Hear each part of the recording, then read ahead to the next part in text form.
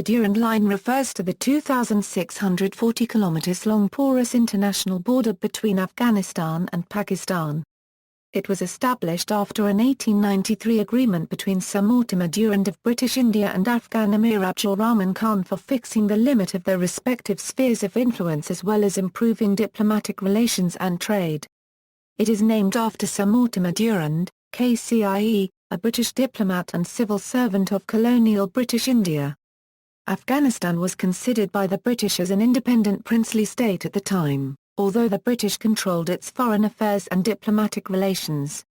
The single-page agreement, which contains 7 short articles, was signed by Durand and Abdur Rahman Khan, agreeing not to exercise interference beyond the frontier Durand Line.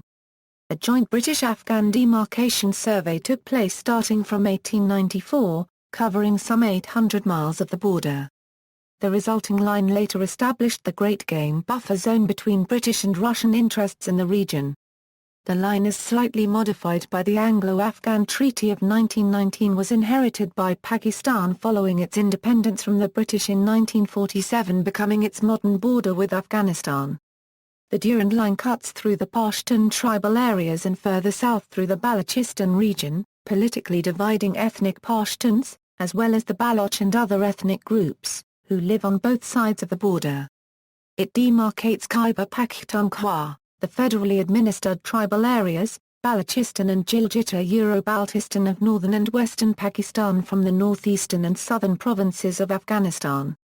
From a geopolitical and geostrategic perspective, it has been described as one of the most dangerous borders in the world. Although recognized internationally as the western border of Pakistan and shown as such on global maps, it remains unrecognized in Afghanistan. According to Amir Faizi, spokesman for the Afghan president, the Durand Line is an issue of historical importance for Afghanistan. The Afghan people, not the government, can take a final decision on it. Historical background. The area in which the Durand Line runs has been inhabited by the indigenous Pashtuns since ancient times, at least since 500 BC. The Greek historian Herodotus mentioned a people called Paktians living in and around Arachosia as early as the 1st millennium BC. The Baloch tribes inhabit the southern end of the line, which runs in the Balochistan region that separates the ethnic Baloch people. Arab Muslims conquered the area in the 7th century and introduced Islam to the Pashtuns. It is believed that some of the early Arabs also settled among the Pashtuns in the Sulayman Mountains. It is important to note that these Pashtuns were historically known as Afghans, and are believed to be mentioned by that name in Arabic chronicles as early as the 10th century. The Pashtun area fell within the Ghaznavid Empire in the 10th century, followed by the Urids, Timurids, Mughals, Hotakis, and finally by the Duranis. In 1839, during the First Anglo-Afghan War, British-led Indian forces invaded Afghanistan and initiated a war with the Afghan rulers. 2 years later, in 1842, the British were defeated and the war ended.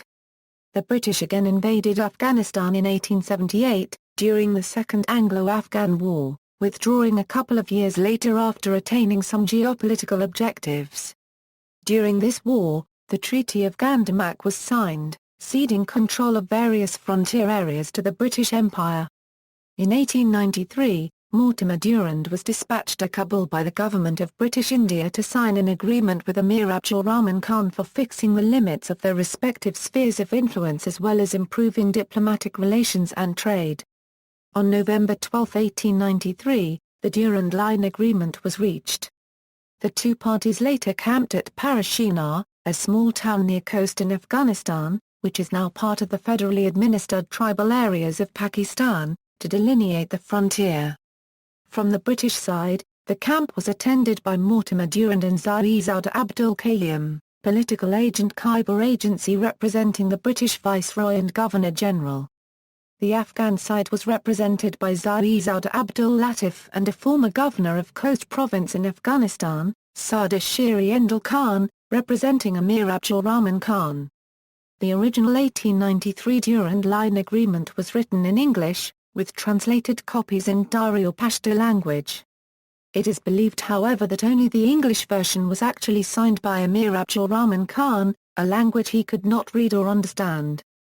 The resulting agreement or treaty led to the creation of a new province called at the time Northwest Frontier Province, now known as Khyber Pakhtunkhwa, a province of Pakistan which includes FATA and frontier regions. It also included the areas of Multan, Mianwali, the Bahawalpur, and Dera Ghazi Khan.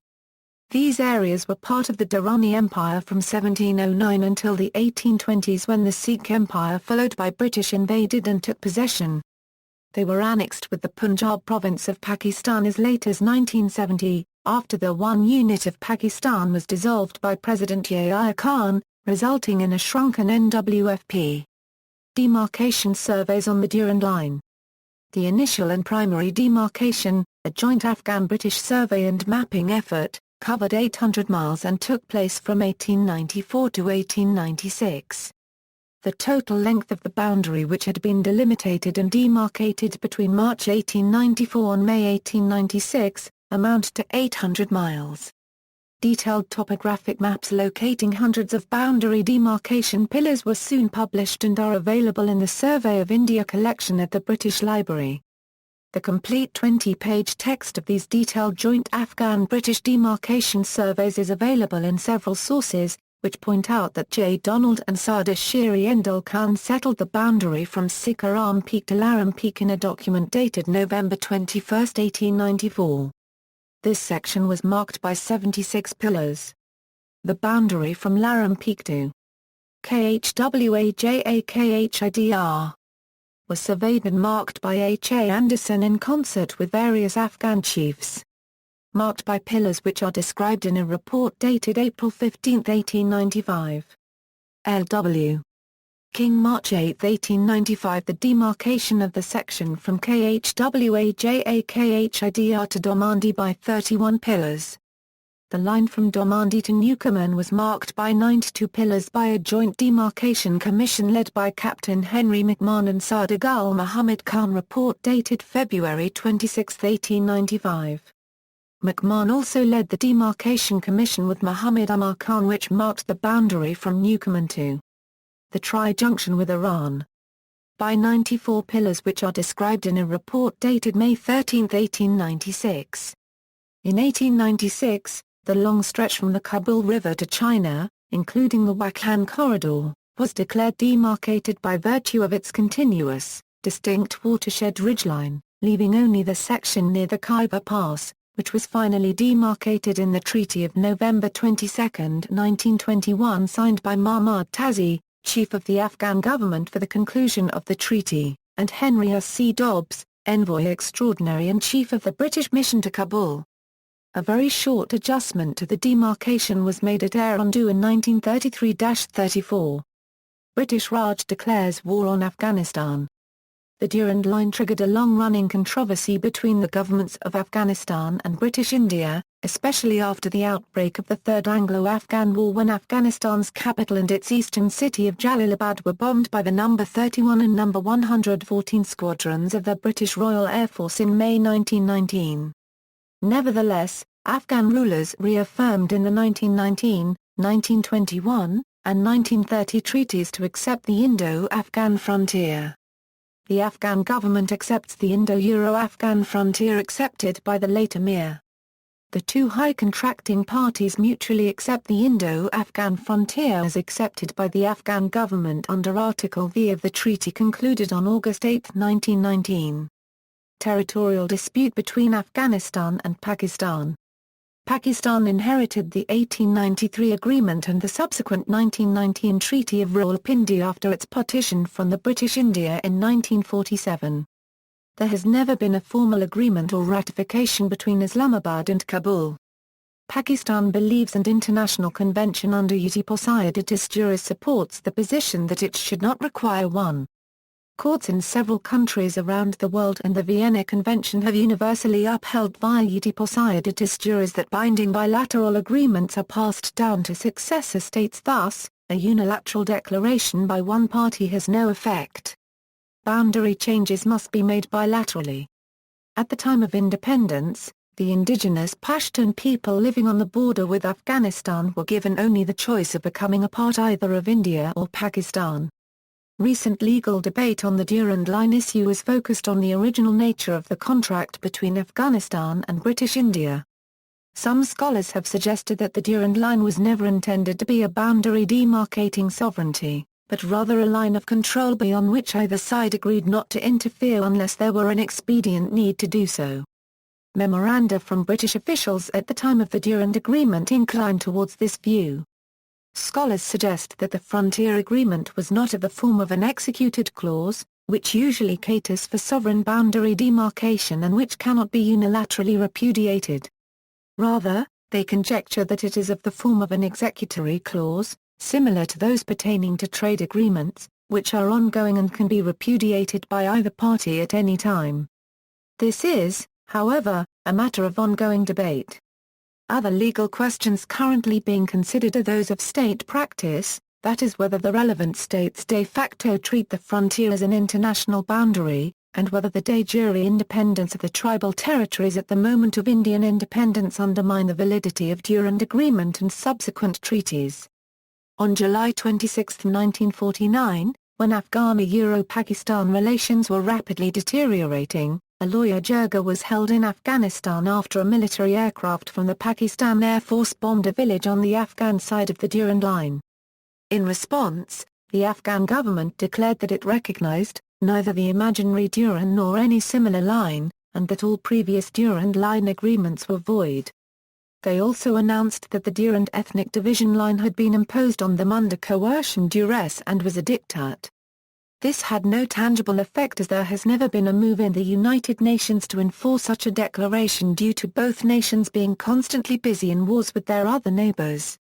In 1950 the House of Commons of the United Kingdom held its view on the Afghan-Pakistan dispute over the Durand Line by stating, His Majesty's government in the United Kingdom has seen with regret the disagreements between the governments of Pakistan and Afghanistan about the status of the territories on the northwest frontier. It is His Majesty's government's view that Pakistan is in international law the inheritor of the rights and duties of the old government of India and of His Majesty's government in the United Kingdom in these territories and that the Durand Line is the international frontier.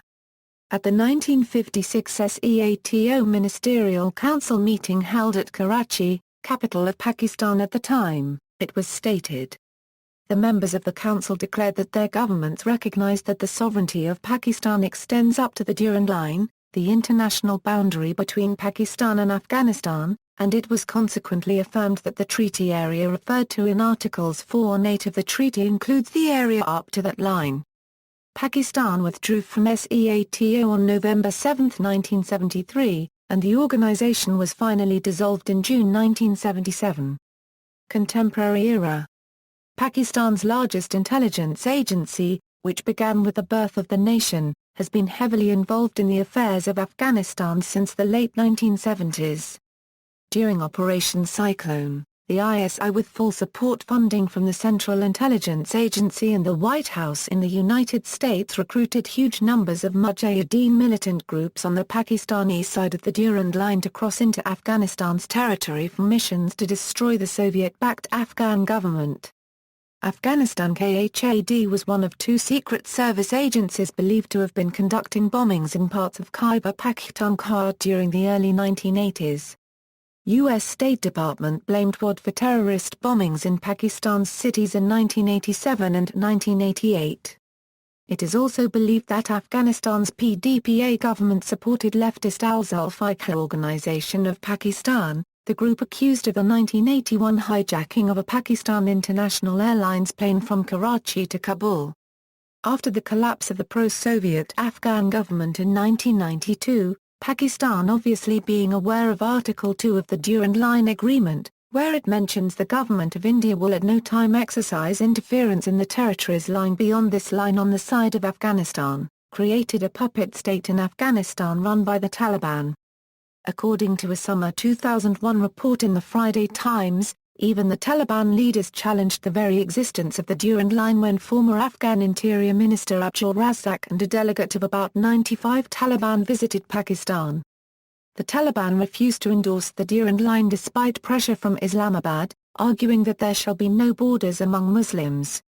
When the Taliban government was removed in late 2001, the new Afghan president Hamid Karzai also began resisting the Durand Line, a line of hatred that raised a wall between the two brothers. The Afghan Geodesy and Cartography Head Office depicts the line on their maps as a de facto border, including naming the Durand Line 2310 km as an international boundary line on their homepage. However, a map in an article from the General Secretary of the Government of Balochistan in exile extends the border of Afghanistan to the Indus River. The Pashtun-dominated government of Afghanistan not only refuses to recognize the Durand Line as the international border between the two countries, it claims that the Pashtun territories of Pakistan rightly belong to Afghanistan. Many in Afghanistan as well as some Pakistani politicians find the existence of the international boundary splitting ethnic Pashtun areas to be at least objectionable if not abhorrent. Some argue that the 1893 treaty expired in 1993, after 100 years elapsed, and should be treated similarly to the Convention for the Extension of Hong Kong Territory. However, neither the relatively short Durand Line Agreement itself nor the much longer joint boundary demarcation documents that followed in 1894 June make any mention of a time limit suggesting the treaty should be treated similar to the Kurtzon Line and Mexican Cession or any other international boundary agreement in 2004. Spokespersons of U.S. State Department's Office of the Geographer and Global Issues and British Foreign and Commonwealth Office also pointed out that the Durand Line Agreement has no mention of an expiration date. Recurrent claims that Durand Treaty expired in 1993 are unfounded.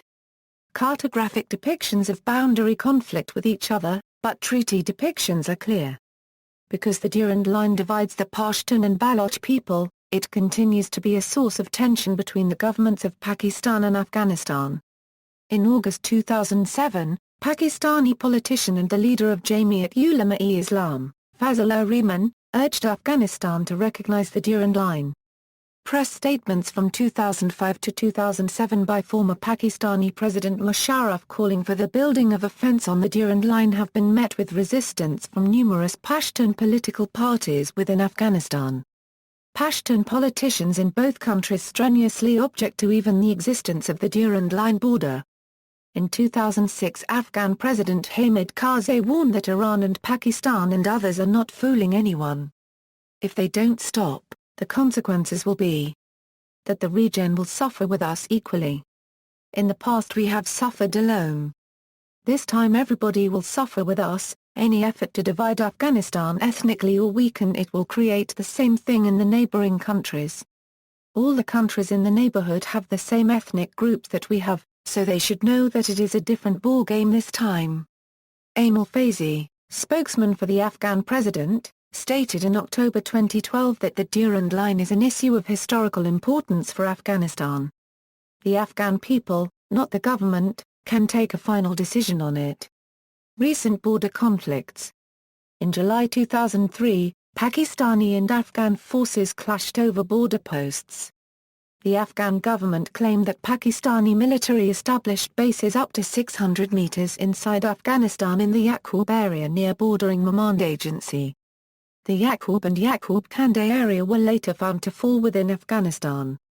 In 2007, Pakistan erected fences and posts a few hundred meters inside Afghanistan, near the border straddling Bazaar of Angul-Rada in South Waziristan, but the Afghan National Army quickly removed them and began shelling Pakistani positions. Leaders in Pakistan said the fencing was a way to prevent Taliban militants from crossing over between the two nations, but Afghan President Hamid Karzai believed that it is Islamabad's plan to permanently separate the Pashtun tribes. Special forces from the United States Army have been based at K.C.I.E, Afghanistan, 7 kilometers west of Angul-Rada, since 2002. In 2009, the International Security Assistance Force and American CIA have begun using unmanned aerial vehicles from the Afghan side to hit terrorist targets on the Pakistani side of the Durand Line. The border area between Afghanistan and Pakistan has long been one of the most dangerous places in the world, due largely to very little government control. It is legal and common in the region to carry guns, and assault rifles and explosives are common. Many forms of illegal activities take place, such as smuggling of weapons, narcotics, lumber, copper, gemstones, marble, vehicles, and electronic products, as well as ordinary consumer goods. Kidnappings and murders are frequent. Numerous outsiders with extremist views come from around the Muslim world to settle in the Durand Line region over the past 30 years.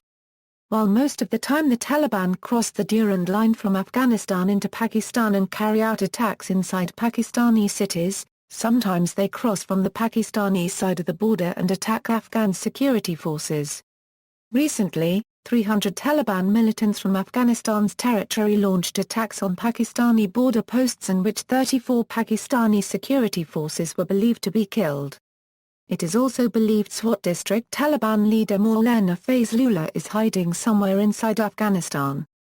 In June 2011, more than 500 Taliban militants entered Abdur area from Afghanistan and killed more than 30 Pakistani security forces. Police said the attackers targeted a checkpost, destroyed 2 schools and several houses, while killing a number of civilians. The governments of Pakistan and Afghanistan are both trying to extend the rule of law into the border areas. At the same time, the United States is reviewing the Reconstruction Opportunity Zones Act in Washington, D.C., which is supposed to help the economic status of the Pashto and Baloch tribes by providing jobs to a large number of the population on both sides of the Durand Line border. Much of the northern and central Durand Line is quite mountainous, where crossing the border is often only practical in the numerous passes through the mountains. Border crossings are very common, especially among Pashtuns who cross the border to meet relatives or to work. The movement of people crossing the border has largely been unchecked or uncontrolled, although passports and visas are at times checked at official crossings. In June 2011, the United States installed a biometric system at the border crossing near Spin Boldak aimed at improving the security situation and blocking the infiltration of insurgents into southern Afghanistan. Between June and July 2011, Pakistan Chitral scouts and local defense militias suffered deadly cross-border raids. In response, the Pakistani military reportedly shelled some Afghan villages in Afghanistan's Nuristan, Kunar, Nangarhar, and coast provinces, resulting in a number of Afghan civilians being killed. Afghan sources claimed that nearly 800 rounds of missiles were fired from Pakistan, hitting civilian targets inside Afghanistan. The reports claimed that attacks by Pakistan resulted in the deaths of 42 Afghan civilians, including children, wounded many others and destroyed 120 homes. Although Pakistan claims it was an accident and just routine anti-Taliban operations, some analysts believe that it could have been a show of strength by Islamabad. For example, a senior official at the Council on Foreign Relations explained that because the shelling was of large scale, it is more likely to be a warning from Pakistan than an accident. I'm speculating, but natural possibilities include a signal to Karzai and to that we can't push Pakistan too hard. The Durand Line ethnic division question has not yet formally reached the United Nations, which could play a major role in settling the disputes between Afghanistan and Pakistan. The United States and other NATO states often ignore this sensitive issue, likely because of potential effects on their war strategy in Afghanistan. Their involvement could strain relations and jeopardize their own national interests in the area. After the death of Osama bin Laden in Pakistan and the countless insurgent attacks in Afghanistan, U.S. military leaders said that terrorist safe havens in Pakistan must go. This came after the November 2011 NATO bombing in which 24 Pakistani soldiers were killed. In response to that incident, Pakistan decided to cut off all NATO supply lines as well as boost border security by installing anti-aircraft guns and radars to monitor air activity. Regarding the Durand Line, some rival maps are said to display discrepancies of as much as 5 kilometers. Further reading, the Durand Line. International's Asian Forum 44. 2013 2, see also. AFPAC, Pakistani-Euro-Afghanistan Barrier, Afghanistan-Pakistan Relations, Afghanistan-Euro-Pakistan Skirmishes. References and notes. External links. The Durand Line Agreement, its pros and cons, The Durand Line, History and Problems of the Afghan-Pakistan Border by Janam Rani, published in Asian Affairs, Volume 40, Issue 2, 2009. Rethinking the Durand Line, The Legality of the Afghan-Pakistan Border, published in the USI Journal, October 2009, Volume 154, Number 5, Khyber.org, Text of the Durand Line Agreement, November 12, 1893, No Man's Land, where the imperialists' great game once unfolded, tribal allegiances have made for a soft border between Afghanistan and Pakistan, and a safe haven for smugglers, militants and terrorists. Flyover of part of the Durand Line, culture, politics hinder U.S. effort to bolster Pakistani border. Washington Post, March 30, 2008, border complicates war in Afghanistan. Washington Post, April 4, 2008, facts on the Durand Line.